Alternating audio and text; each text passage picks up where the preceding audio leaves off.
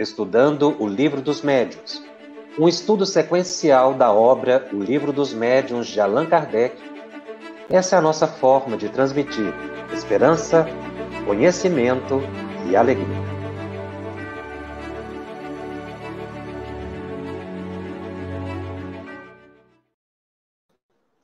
Olá, sempre uma alegria estar aqui com vocês para mais um estudo de O Livro dos Médiuns. Esse é o programa 25 da série Estudando o Livro dos Médiuns aqui pelo canal da FEB TV no YouTube. E hoje nós vamos tratar do capítulo 6. O capítulo 6, ele está na segunda parte, intitulado Manifestações Visuais.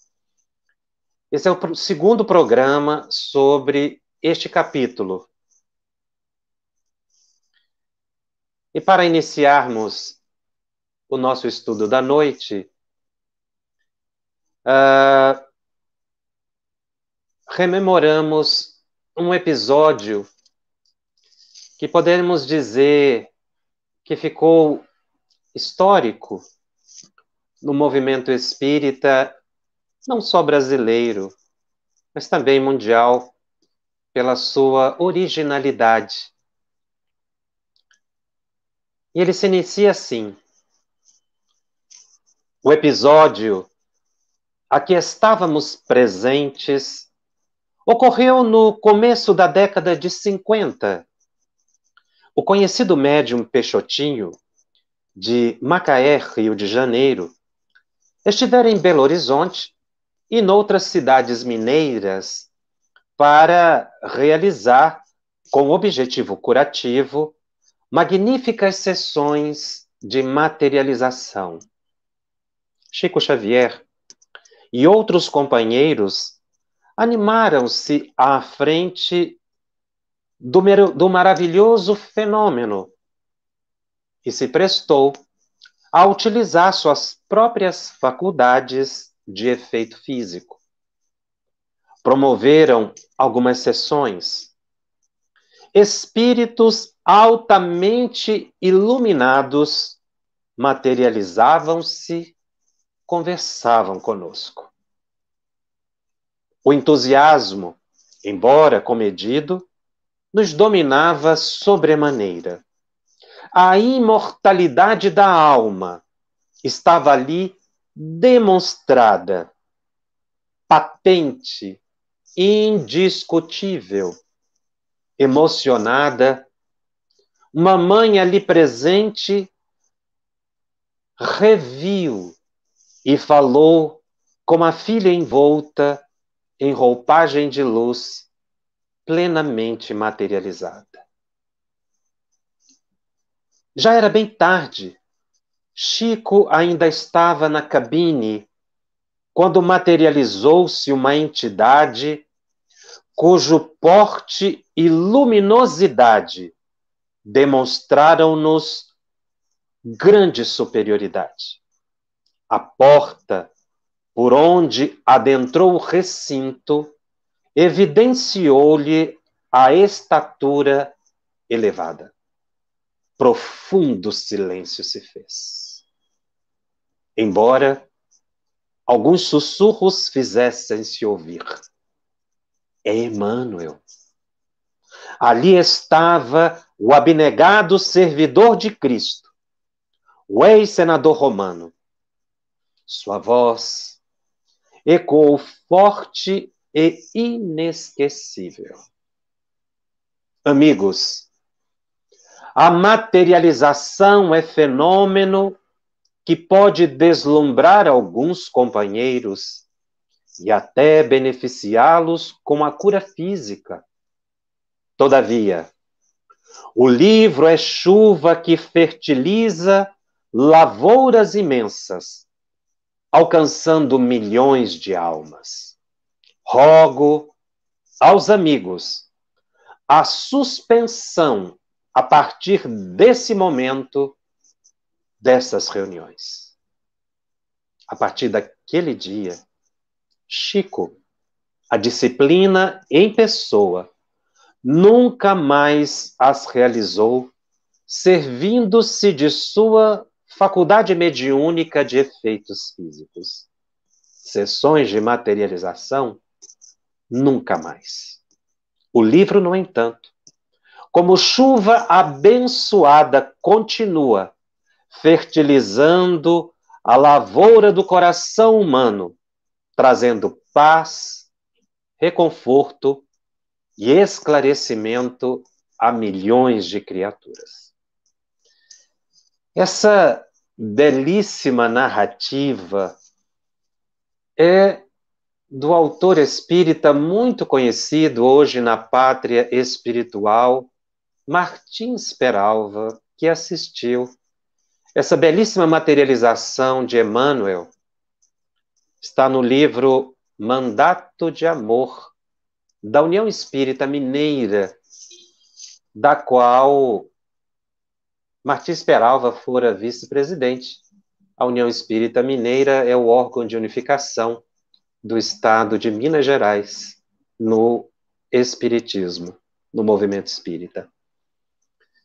Sempre fiquei meditando nessa orientação / determinação de Emmanuel para que Chico suspendesse as suas participações em reuniões de materialização, uma vez que o seu compromisso nesta reencarnação era com o livro. A meditação nos chega porque, de observação, nós verificamos que depois que esta orientação de Emmanuel se espalhou, porque a notícia correu, as sessões de materialização foram cessando aqui e acolá, e praticamente não se identifica mais nenhum grupo que tenha uma atividade direta, se não raríssimos aqui ou acolá. Emmanuel, que inicialmente era um mentor particular de Chico Xavier, pelo seu trabalho excepcional junto à mediunidade de Chico na produção de livros dos mais variados conteúdos, de mentor particular, nós podemos dizer que Emmanuel se tornou um mentor geral de todos nós. Cada página de Emmanuel que lemos representa para nós uma orientação direta desse abnegado e elevado mentor. A ordem de Emmanuel, ou a orientação desse benevolente missionário da luz, chega aos nossos ouvidos, dando-nos uma visão diferente e transcendente entre o fenômeno e o estudo, entre a materialização e o conhecimento espiritual. Emmanuel, naquele instante, pontuava que o grande compromisso da alma humana é com o seu crescimento a partir de um estudo sério e sistematizado para consolar corações. O fenômeno é consequência e não a causa. Emmanuel, mais tarde, vai ser identificado como um dos espíritos que publicou, ou que Kardec selecionou a mensagem para publicar em O Evangelho segundo o Espiritismo. Nós temos uma mensagem de Emmanuel. Portanto, Emmanuel compõe a equipe do Espírito de Verdade. A observação entre o fenômeno e o conhecimento nos faz rememorar uma frase importantíssima de Allan Kardec contida no Livro dos Médiuns, num de seus primeiros capítulos, quando ele diz que todas as vezes que nós tentamos compreender a realidade que nos cerca, ou estudar a doutrina espírita a partir do espírito, nós erramos. É interessante ele dizer isso. Kardec menciona que nós devemos iniciar o estudo da doutrina não pelo espírito, pela existência do espírito, mas pela existência da alma, que é o espírito encarnado. Curioso ele falar isso. Parece que nós estamos aqui estudando espíritos e fenômenos. Mas não é isso que está acontecendo. É preciso ter uma inversão de olhar sobre o estudo da mediunidade. O estudo da mediunidade é o estudo da alma humana. É um estudo interior. Eu preciso me ver como alma para depois eu entender as minhas relações com os espíritos. Então, o princípio de tudo não é um agente exterior a nós, o espírito, mas nós mesmos, no nosso interior, o nosso âmago. Por isso, o estudo do espiritismo nos conduz a uma transformação moral, porque o estudo da mediunidade é um estudo da psique humana e não de fenômenos. Quando se estuda aqui fenômenos, ou eles são mencionados, é porque o fenômeno é consequência de potenciais da alma humana.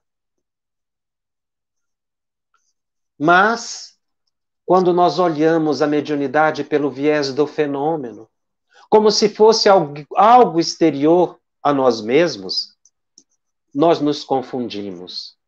E aí surge a dúvida, a incerteza, o abandono do próprio estudo. Mas se nós invertermos o olhar e estudarmos a mediunidade a partir de nós mesmos, nós perceberemos que todos nós somos médiuns. Quando a sociedade, os espíritas, em primeiro lugar,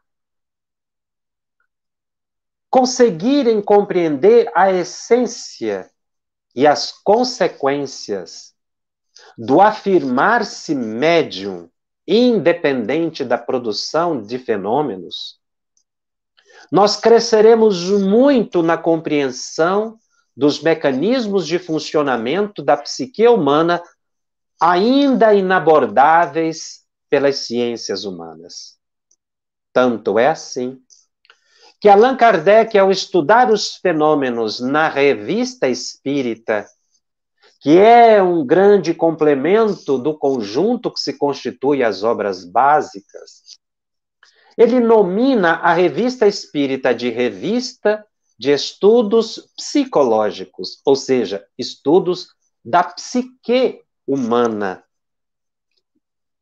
Então não se estuda espiritismo olhando para o exterior. Estuda-se espiritismo olhando para o interior, para que eu possa compreender as minhas relações com o próximo, seja ele encarnado ou desencarnado. É a essência desse capítulo 6 de O Livro dos Médiuns.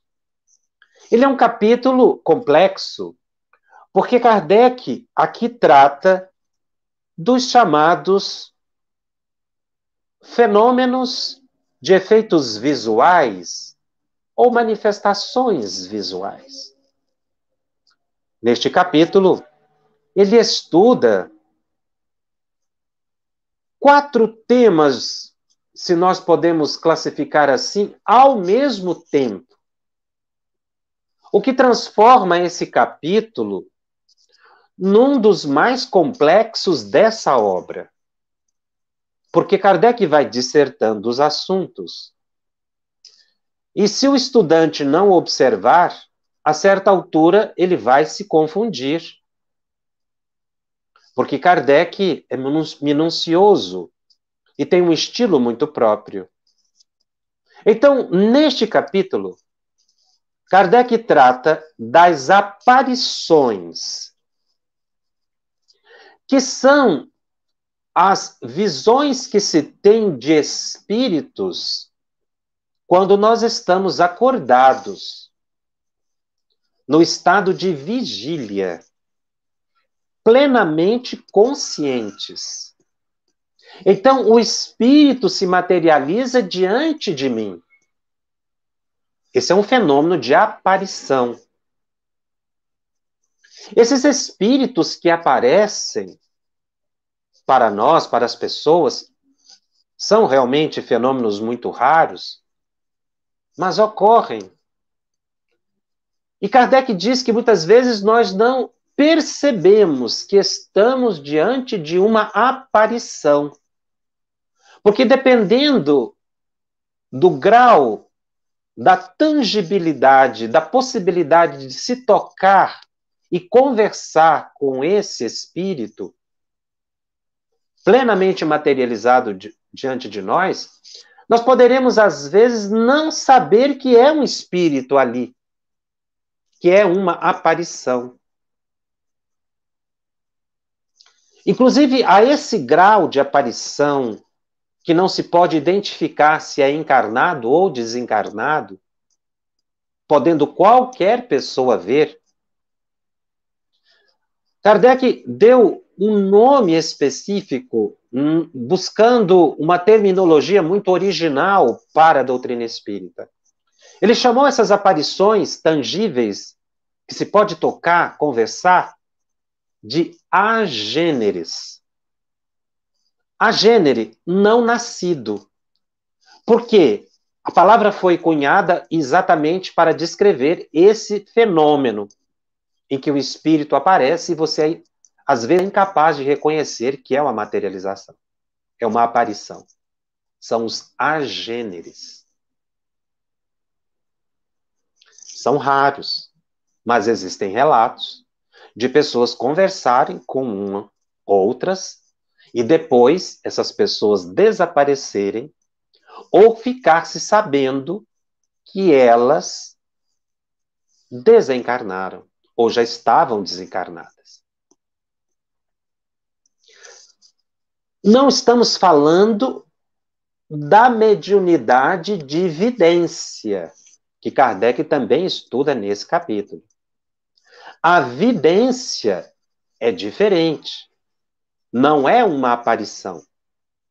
A vidência é uma percepção mediúnica em que o médium vê com a mente e não com os olhos. A percepção é psíquica. O espírito pode ficar bastante nítido para o médium vidente, ou vaporoso, impreciso. Às vezes não se vê, e é muito comum o médium vidente não ver os pés do espírito. Ivone Pereira, no livro tanto Devassando o Invisível quanto Recordações da Mediunidade, ela menciona isso. Ela raramente conseguia ver os pés dos espíritos. Então, dão a impressão de que eles estão flutuando. Muitas vezes o médium, pelo pensamento, vê contornos, vê uma imagem mais ou menos vaporosa.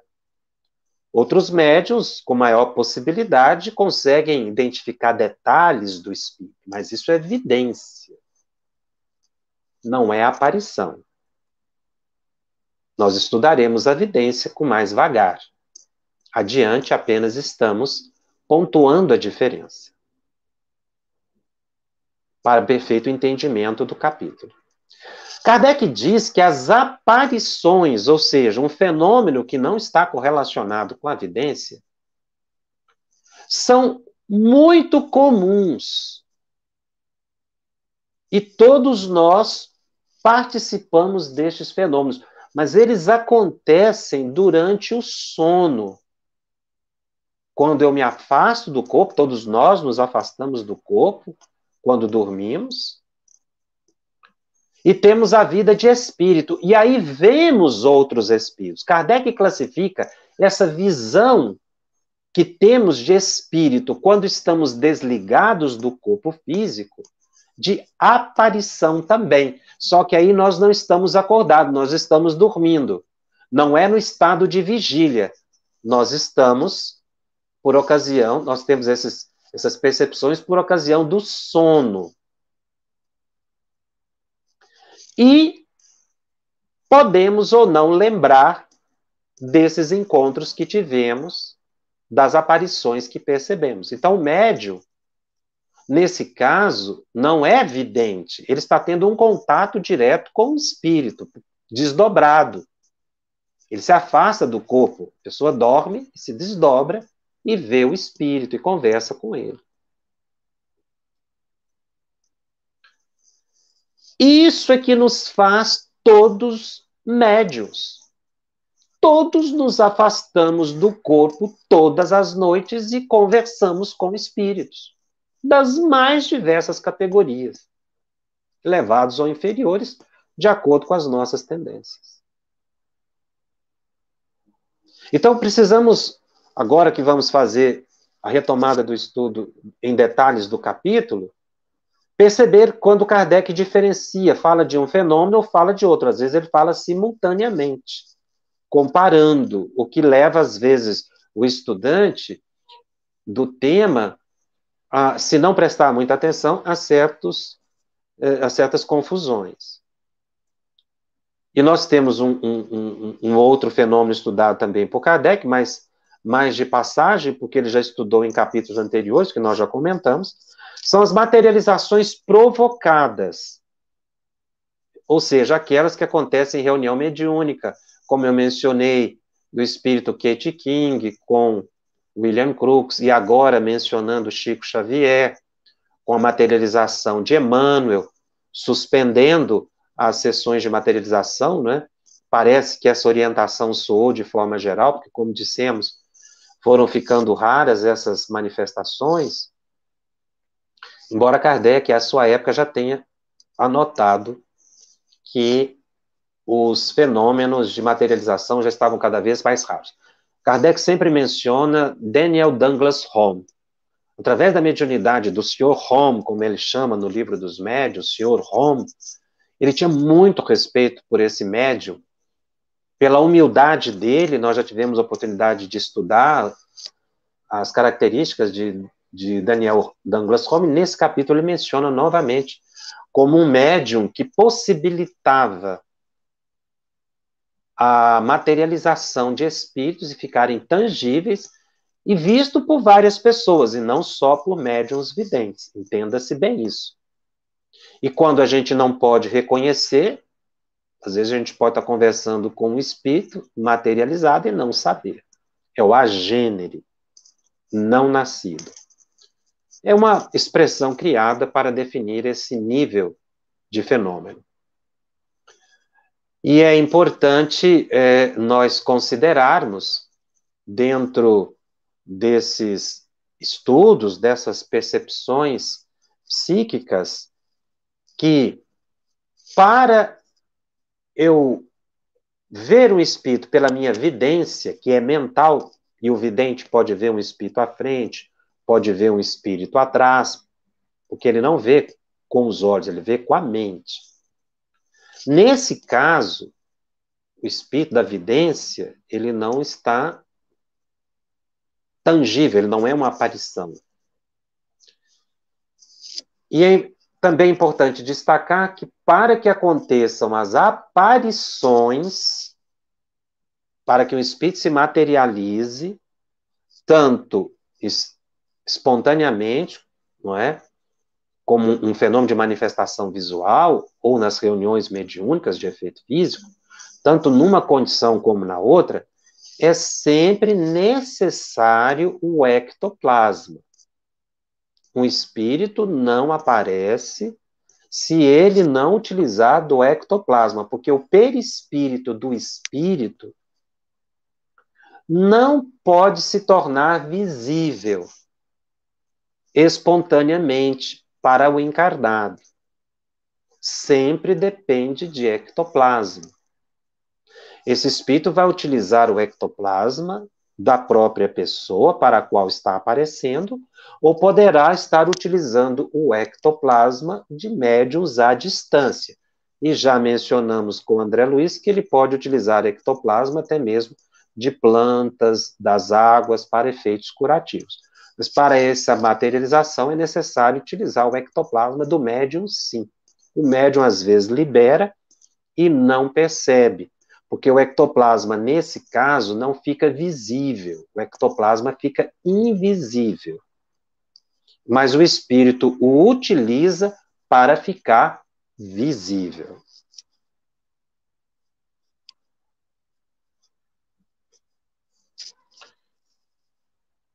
Então, os espíritos podem aparecer. Os agêneres, como mencionei. E aí nós vamos para a questão número 5 do capítulo que estamos estudando. Kardec faz uma série de perguntas, todas excelentes e de grande conteúdo, e nós vamos passar por essas perguntas todas, porque trazem grande ensinamento e nos ajudam a entender o fenômeno, o que acontece com os médios, ou, em outras palavras, o que acontece com cada um de nós. Na questão número 5, ele pergunta como pode ser permitida a manifestação quando o seu fim é o mal. Kardec está perguntando se espíritos podem aparecer com a finalidade de causar o mal para a pessoa que está, não é, ali surgindo, aparecendo. Ele pergunta, é permitido que um espírito apareça para causar o mal a uma pessoa, em outras palavras? E aí o espírito que responde diz que sim, nesse caso é para experimentar os a quem a ele aparecem. Pode ser uma má intenção do espírito e bom resultado. Interessante isso, não? O espírito às vezes aparece para a pessoa. Ah, meus irmãos, uma expressão muito comum que a gente ouve os espíritos dizendo aqui no Livro dos Médiuns, Kardec anota várias vezes na Revista Espírita também. Espírito dizendo assim, não me foi permitido fazer isso ou aquilo, não me é permitido aparecer. Existe uma ordem no universo. Existem espíritos superiores que coordenam essas aparições e leis que às vezes impedem o espírito de fazer o que eles querem. Quando isso é permitido, tem uma finalidade. Às vezes o espírito até está com a finalidade de causar o mal, o medo, o pânico na pessoa. Mas se a pessoa souber aproveitar aquilo ali para modificar os seus pensamentos, analisar por que um espírito que deseja o mal está aparecendo para mim. Muitas vezes é para testar a nossa humildade, paciência, para demonstrar a imortalidade da alma, ou para me fazer ficar mais vigilante.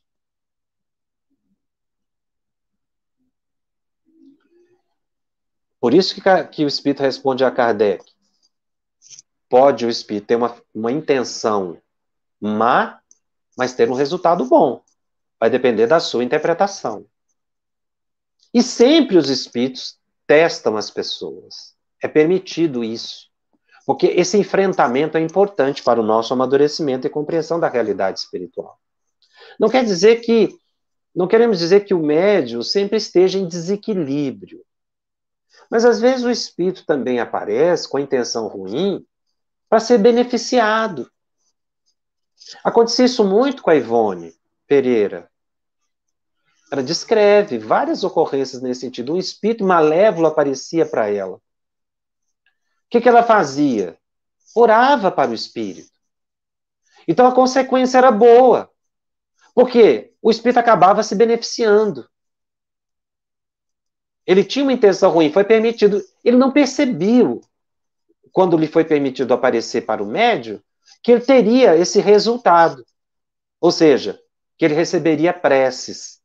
E muitos desses espíritos depois voltavam para a Ivone e agradeciam as orações que ela fazia. A gente vê isso muito em reunião mediúnica espírita séria.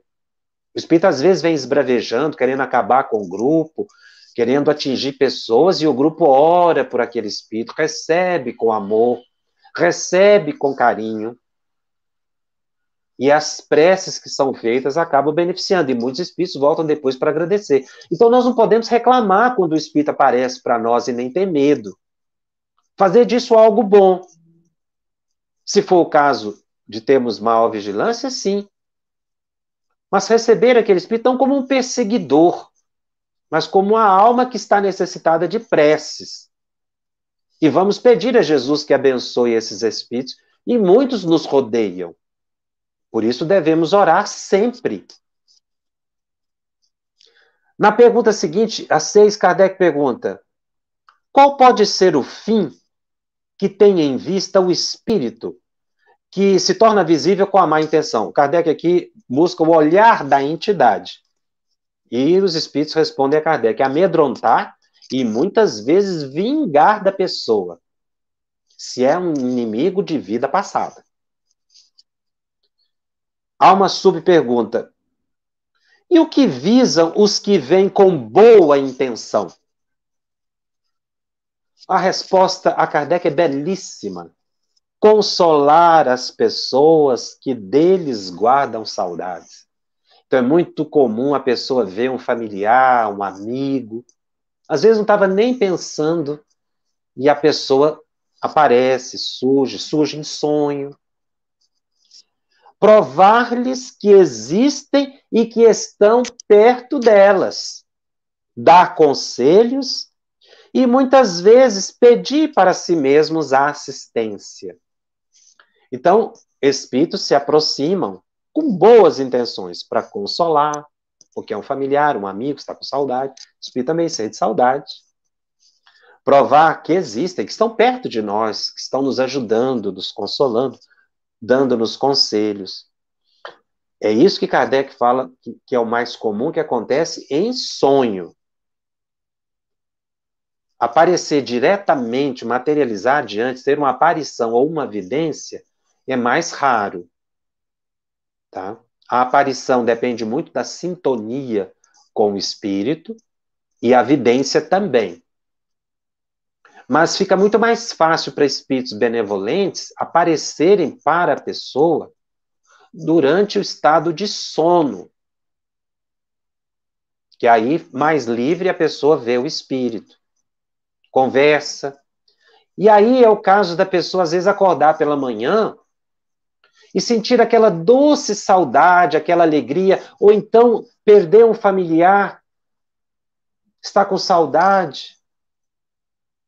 Eu vejo muitas pessoas, às vezes, procurando médiuns, querendo receber psicografias diretas de familiares que desencarnaram, e se esquecem que esses familiares também desejam entrar em contato com quem ficou aqui na Terra.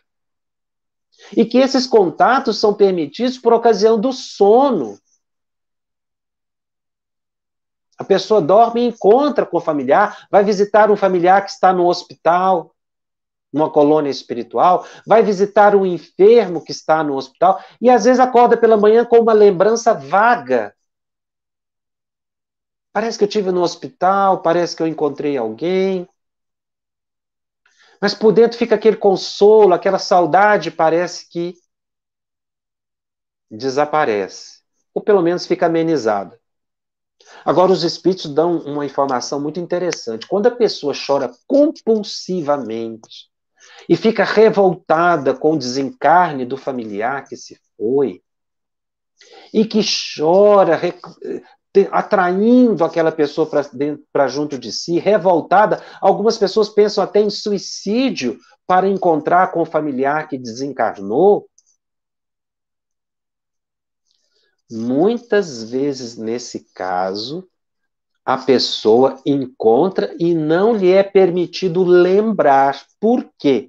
Para não aumentar o apego. Porque esse pranto desesperado perturba a mente de quem foi. A pessoa que foi fez uma viagem. Ela merece as preces, a compreensão. Imagina uma pessoa que viajou a trabalho e você fica o tempo todo telefonando, chorando e reclamando. A pessoa está lá porque necessita, é um progresso para ela. Se a pessoa que foi sabe que as pessoas que ficaram estão confiantes, tranquilas, harmonizadas, com aquela doce saudade, porque é normal, a pessoa que foi fica tranquila também. Nesses momentos de desencarne coletivo, nós estamos vendo essas situações. E é preciso entender que o familiar que foi não está desamparado e que nós não perdemos o contato com ele. Se a mente ficar mais equilibrada, se a pessoa orar, ter uma compreensão com a misericórdia divina, que essa situação que se passa é para o progresso, é doloroso, mas visa o engrandecimento de quem foi e de quem fica. Aí pode ser que com esse equilíbrio a pessoa consiga se lembrar desses encontros. Mas se a pessoa está desesperada, desequilibrada, ela precisa sair desse estado. É normal o luto. E é até importante esse período de luto. Mas não o desespero, a ideia de morrer, de suicidar, para reencontrar com quem foi. Porque isso não acontece. Pelo contrário, afasta as pessoas. É isso que Kardec está dizendo aqui nesse capítulo. Nessa singela pergunta, que visam os que vêm com boa intenção? Consolar as pessoas que deles guardam saudade. Olha que frase belíssima. E Kardec dizer que isso continuamente acontece, diariamente acontece, com toda a população. Porque todos nós somos médios. É por isso que nós devemos orar para os familiares que se foram.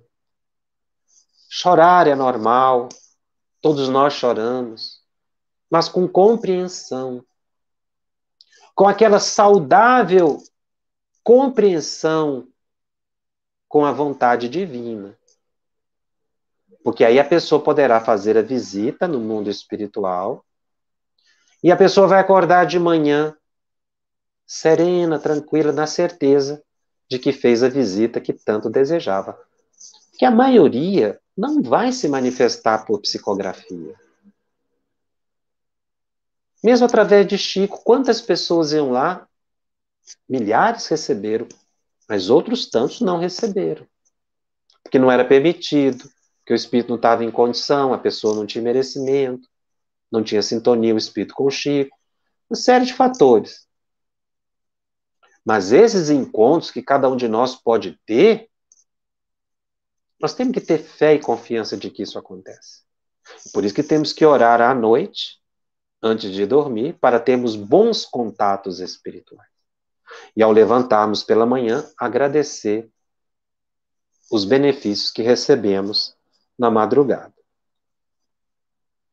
Aí, Kardec faz uma pergunta, que é uma pergunta muito curiosa, que a gente ouve continuamente, que é a seguinte: que inconveniente haveria em ser permanente e geral entre as pessoas a possibilidade de verem os espíritos?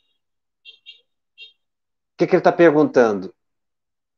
Haveria algum inconveniente da gente ver os espíritos o tempo inteiro? Tem gente que, inclusive, fala isso. Se eu conseguisse ver, eu acreditaria.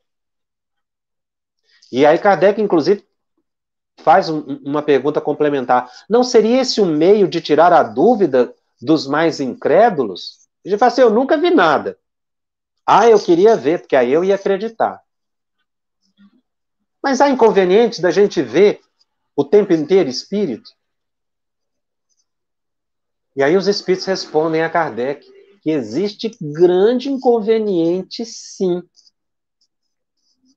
Porque estando as pessoas constantemente cercadas por espíritos, vê-los a todo instante perturbaria a pessoa.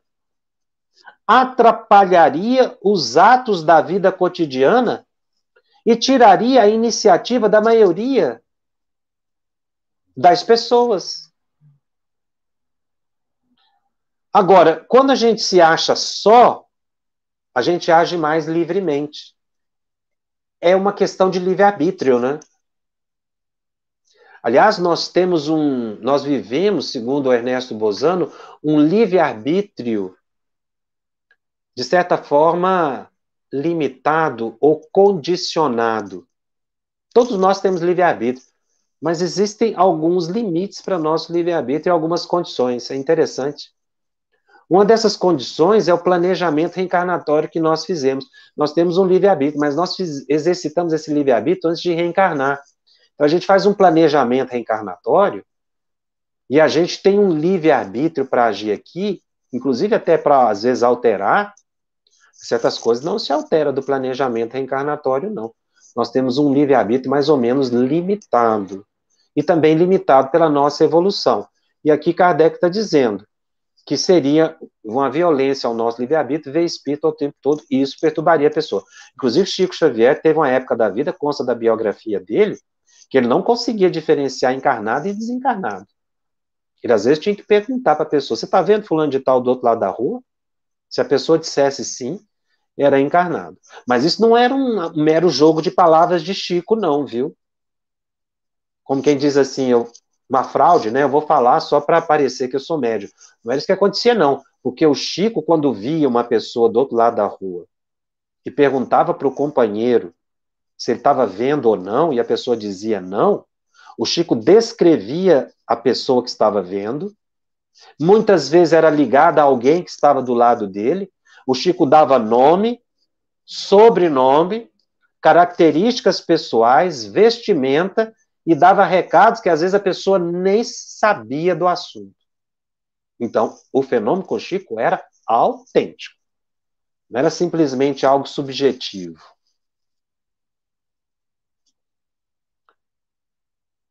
E aí os espíritos dizem a Kardec que essa questão de aparecer para o incrédulo,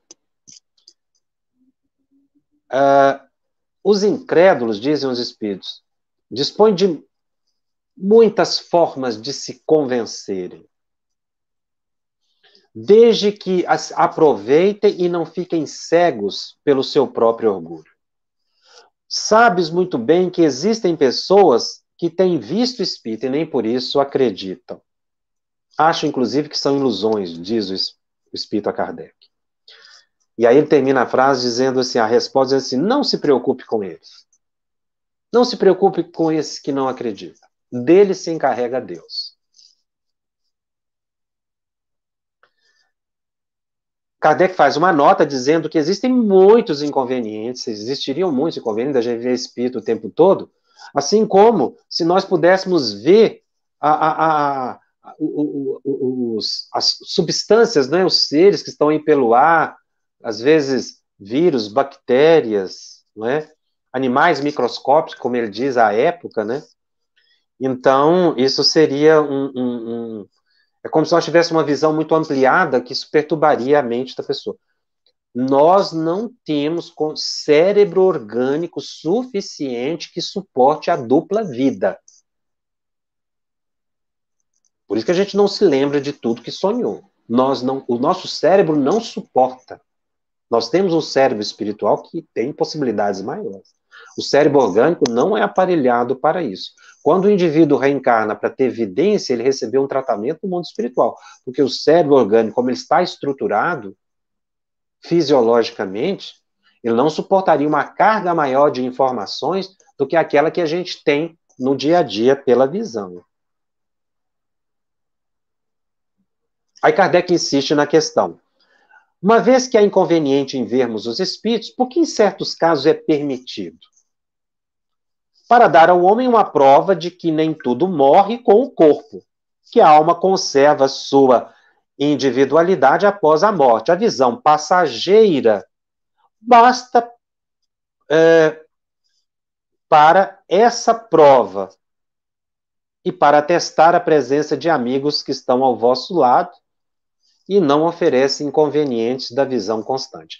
Então, essa visão rápida que se tem do espírito, a visão mental pela evidência, ou a visão direta, com o espírito se torna tangível quando a gente está acordado, ou esse contato que a gente tem com os espíritos quando dormimos, veja, são 3 fenômenos que eu estou mencionando, isso não perturba, porque eles são esporádicos, passíveis de compreensão.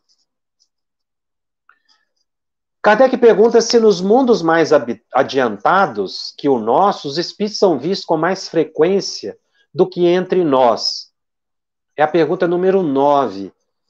E aí os espíritos dizem, quanto mais o homem se aproxima da sua natureza espiritual, tanto mais facilmente se põe em comunicação com os espíritos.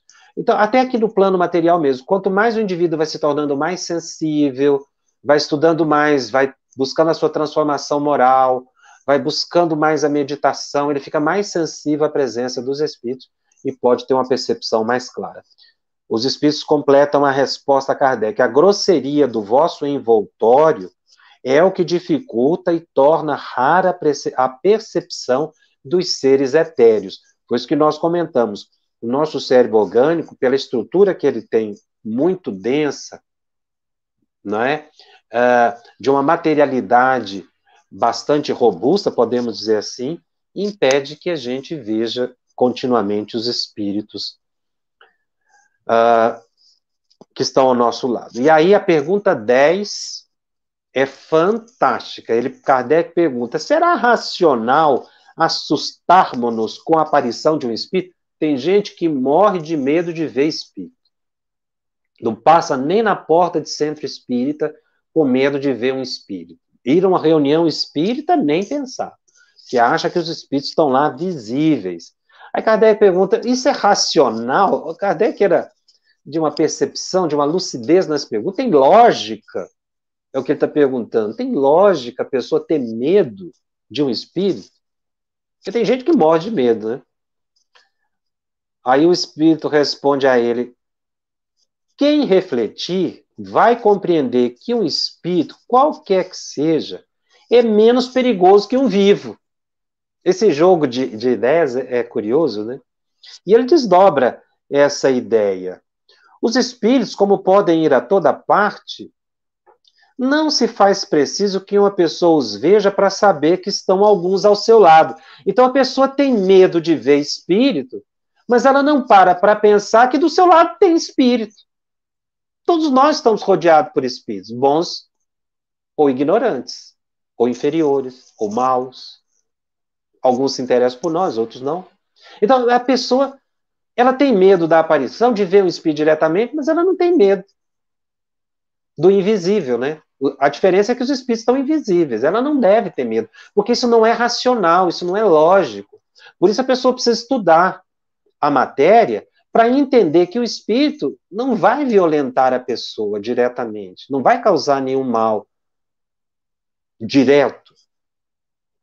O espírito que queira causar dano pode fazê-lo, diz, e até com mais segurança, sem se dar a ver. Então, o espírito que quiser prejudicar uma pessoa, não vai aparecer para ela. Ele aproveita que ele está invisível, oculto. E é por isso que espíritos influenciam a mente da pessoa e perturbam. É a invisibilidade que dá a vantagem para o espírito. E não a visibilidade. Então a pessoa não tem que ter medo de ver um espírito. Ela tem que ter preocupação com os pensamentos que tem. Entre aspas, né, se pudermos dizer, medo dos próprios pensamentos. Porque é isso que atrai os espíritos. O espírito não é perigoso pelo fato de ser espírito, mas pela influência que pode exercer sobre a pessoa, desviando-a do bem e impelindo-a ao mal. Essa é a essência das nossas relações com o espírito. Então, o medo, a pessoa que tem medo, ela precisa tirar esse medo, raciocinando. Eu não preciso ter medo de espírito, do que eu vejo. Eu tenho que orar, buscar me proteger psiquicamente, controlar meus pensamentos, para não sofrer influência. Porque mais mal causa o invisível do que o visível. Então tem gente, nossa, eu não fico sozinho aqui dentro de casa de jeito nenhum, não deixa apagar a luz porque eu tenho medo de ver espírito. Isso é uma infantilidade. Porque ela está rodeada de espírito, e o espírito que quiser prejudicá-la vai fazer pelo pensamento. Então é disso que a gente tem que entender. Tirar da mente o medo. Pela ideia racional. E saber que eles são invisíveis para não nos desviarmos do bem.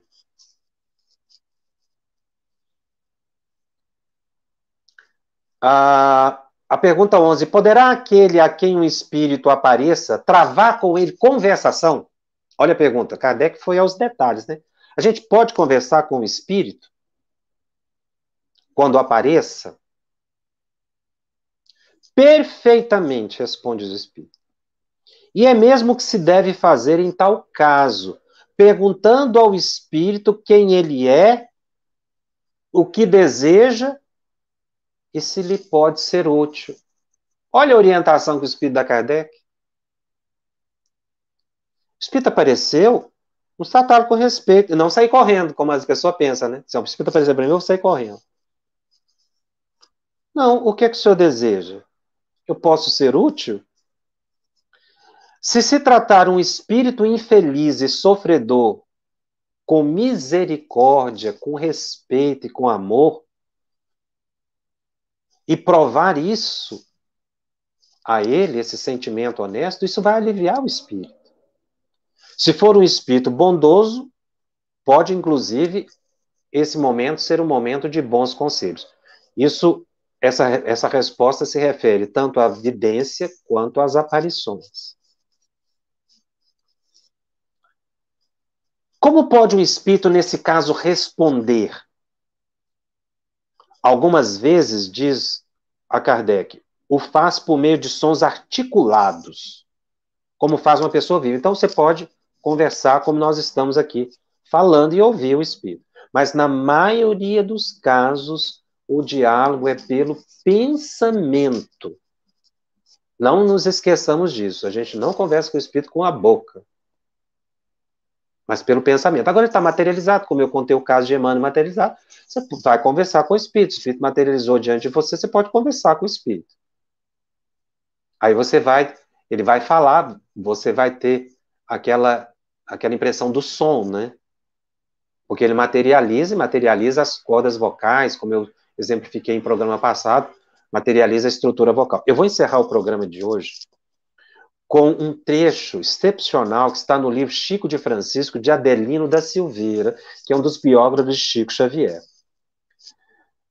Ele narra que, certa vez, quando o Chico passava por lutas mais pesadas, aconteceu um fato muito curioso na vida do Chico. Ele narra, após um dia inteiro de trabalho, quando ia se preparar para dormir, umas 2 ou 4 horas de sono só, geralmente esse tempo que o Chico tinha, às vezes ele dormia 2 horas à noite, ou máximo 4 horas, ele trabalhava bastante. Chico narra que lhe apareceu uma figura diabólica e perguntou ao Chico assim: você me chamou? Pela característica da mediunidade de Chico, o espírito estava materializado diante do Chico. A voz era arrepiante. E quando Chico ia responder, ouviu o espírito de Emmanuel lhe dizer: não diga não.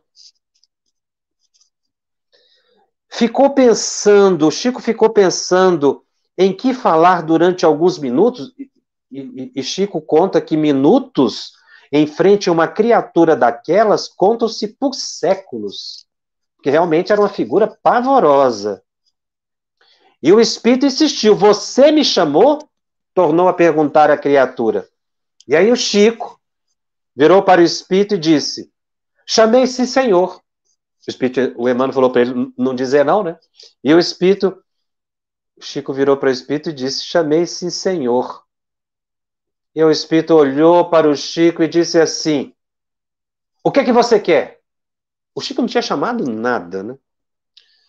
Mas o que você quer? Insistiu o espírito. Aí o Chico virou para o espírito e falou assim: é que a vida está tão difícil para mim atualmente que eu queria que o senhor me abençoasse. Olha a ideia do Chico. Ele pediu que o Espírito abençoasse a ele, Chico Xavier, em nome de Deus ou em nome das forças que o senhor acredita. O Chico foi todo respeitoso. O Espírito olhou de maneira enigmática e disse: Chico, com você está muito difícil. E desapareceu. É interessante esse caso, porque muitas pessoas pensam assim: o Espírito aparece para mim porque eu sou invigilante. Não, o Espírito apareceu lá, foi permitido, Emmanuel estava presente, o Espírito adentrou a casa de Chico, foi permitido. Naturalmente, aquele Espírito foi beneficiado. É o que Kardec fala aqui no Livro dos Médiuns, né? Às vezes o Espírito vem com a intenção malévola e acaba recebendo um benefício. E no caso do Chico, nós não temos dúvida. Apesar do Espírito ter dito, você me chamou, o Chico não tinha chamado, o Chico tinha trabalhado o dia inteiro, ia preparar para dormir. Aquela mente de Chico equilibrada não ia atrair o Espírito, é porque o Espírito foi permitido mesmo a ir lá, e ele queria apavorar o Chico, queria assustar, e o Chico encerrou o assunto, hein? Por isso que a gente tem que tomar cuidado com conversas muito compridas com espíritos inferiores, para manter a mente mais ou menos equilibrada. Bom, vamos responder aqui algumas perguntas brevemente, mais ligadas ao programa de hoje. Por que nas manifestações visuais fala muito espírito zombeteiro? A Elis pergunta, é porque na maioria de nós como somos inferiores, a gente tem mais facilidade de ver espírito inferior. Para a gente ver espírito superior, nós temos que nos elevar pela prece, pela meditação, pela transformação moral. Aí a gente veria continuamente espíritos superiores. Mas como nós, normalmente, estamos rodeados de espíritos inferiores, que é mais próximo da nossa categoria evolutiva, estou falando assim de maneira geral, né? Não pontuando um ou outro. Então a gente vê mais espíritos que querem perturbar mesmo. Então quer dizer, Adriana pergunta, que toda vez que sonhamos que estamos dialogando com um espírito já desencarnado, realmente estivemos com esse? É muito provável que sim. Eu tenho que dizer que é muito provável, porque eu não posso afirmar que é. Nem a pessoa pode afirmar que é, para a gente não ficar assim, com a imaginação exacerbada. A gente tem que raciocinar, a própria pessoa raciocinar qual foi o conteúdo do diálogo, para ver se não foi imaginação. Eu vou voltar ao assunto de sonho no próximo programa, porque esse capítulo não termina aqui nesse programa. Nós vamos ter mais um programa sobre esse capítulo. Então, a própria pessoa tem que raciocinar qual foi o conteúdo do diálogo para ver se foi plausível ou não. Só falando assim não dá para dizer, mas é muito provável que tenha sido o diálogo. Que tipo de manifestação ocorre quando há registro de imagens faciais impressas em um imóvel ou em uma porta? Eu já vi pessoas que às vezes olham para uma porta e vê ali um desenho. Isso é imaginação, tá? É igual você olhar para uma nuvem e ver um rosto. Isso é imaginação, não é aparição. O espírito não vai projetar o rosto dele numa porta, não. Ele vai ficar visível. Somente se você olhar os contornos ali, né? As malhas da porta. Tomar cuidado, Ione, com as imaginações. As aparições não tangíveis aparecem também quando estamos de olhos fechados. Quando a pessoa vê de olho fechado, aí é evidência, não é aparição, tá? Vamos separar os fenômenos, Luciene. Aparição você vê de olhos abertos ou você vê em sonho. Quando você está vendo de olho fechado, com a mente, é vidência, é diferente.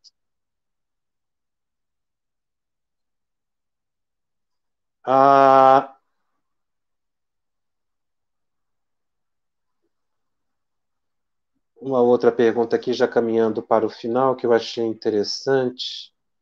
É possível sentir efeitos no corpo quando eles estão próximos de nós? A Marta pergunta. Sim. Sabe qual é? Um dos sentidos mais comuns, o arrepio. Tem gente que fala assim, eu arrepiei agora. Parece que tem um espírito aqui. E é mesmo, porque André Luiz disse que os nossos poros, né, os pelos, não é, são miríades, milhões de antenas. E o primeiro contato que a gente tem com o espírito, que às vezes a gente não vê o espírito, mas é um contato próximo, a pessoa arrepia. Não quer dizer que todo arrepio seja. Às vezes a pessoa fica emocionada e arrepia, não é? Às vezes o frio causa o arrepio. Mas a pessoa estando em condições normais e sente um arrepio, pode ser a presença do espírito. Bom, vamos terminando aqui o nosso programa. Vamos continuar sobre esse assunto no programa que vem. E o nosso estudo vai ficar disponível em podcast no canal da FEB TV, no Spotify, nas demais redes de áudio streaming. Os nossos encontros semanais ficam gravados e disponíveis gratuitamente. Divulgue, compartilhe com aqueles que não puderam assistir ao vivo. Se você tem dúvidas, muitas dúvidas que foram aqui surgiram, pergunte pelo Telegram, cujo endereço é @febtv_médiuns. Baixe o Telegram e acesse o grupo. Nós estaremos lá respondendo as perguntas. Todo o conteúdo dos 25 programas deste e dos anteriores estão no site. Acesse febtv.com.br/médiuns. Lá você vai encontrar as perguntas que foram respondidas no Telegram e todos os programas já exibidos.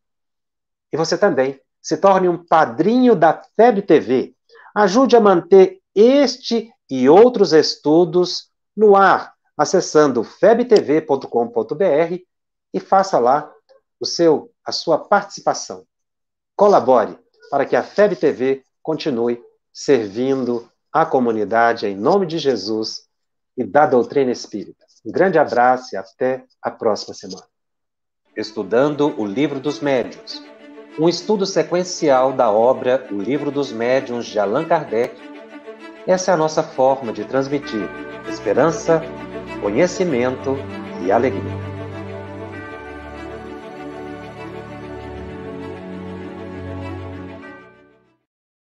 Nós queremos te agradecer do fundo do coração e aproveitar esse momento para pedir que você se junte ao projeto, continue sendo um colaborador, continue fazendo as suas doações para que o trabalho prossiga, levando esclarecimento, levando consolação a milhares de corações espalhados pelo Brasil e pelo mundo. Gratidão e esperança na continuidade da sua doação.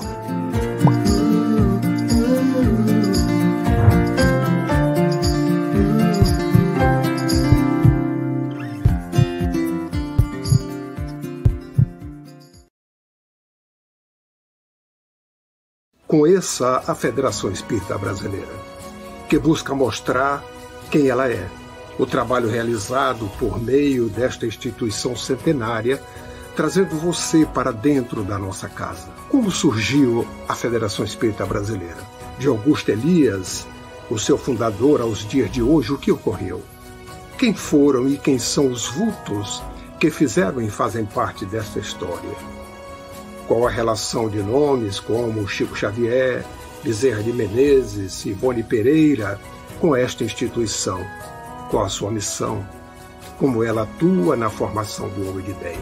Apresentaremos a Federação Espírita Brasileira em formato dinâmico com vídeos, depoimentos, postagens históricas, áudios. Conheça e faça parte desta família.